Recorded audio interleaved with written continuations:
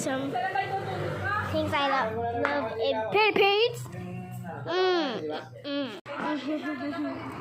This is so yummy. Hey bro, how? Kumakain siya yata. Ligo ka na, punta si Mindari. Making videos. No matter that boy, just relax and watch. Tinalinis na namin yun. Pintura na Right over there and eat it. Yung nakatulog ko naglilinis kahapon. Nicho. Di ba yun ang may anak doon? Hindi ama. Unang asawa. Si Mali. Yung may anak na yun. Kasi di ba may anak na yun? May anak na yun eh. Meron yun na. May naitsura na kapapangit mo yun. Oh, so yummy.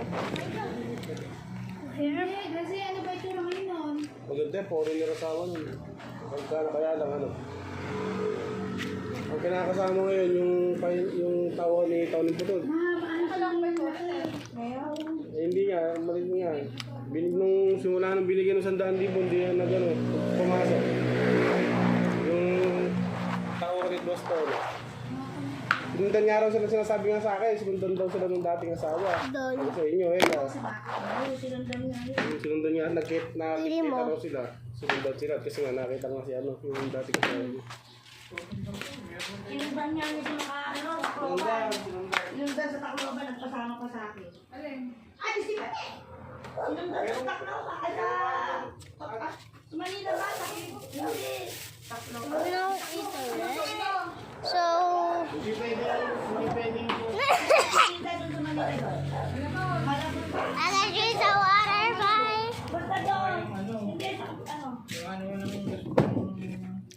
Nagliban eh. Hindi, nagliban. May I have to put it there. sariwang isda. Nabota? Nabotas. Parang doon, basta doon. Kulyahan. Pwede magsama naman sa asawa yun. Yung tawa niya. Don't. Sino nang tatamarlo? Oo, nagpasama pa sa akin. Nung malaman siguro nakatunog, hindi namin napunta sa bahay. Diyan yun, nakapagkita ko na may pwede.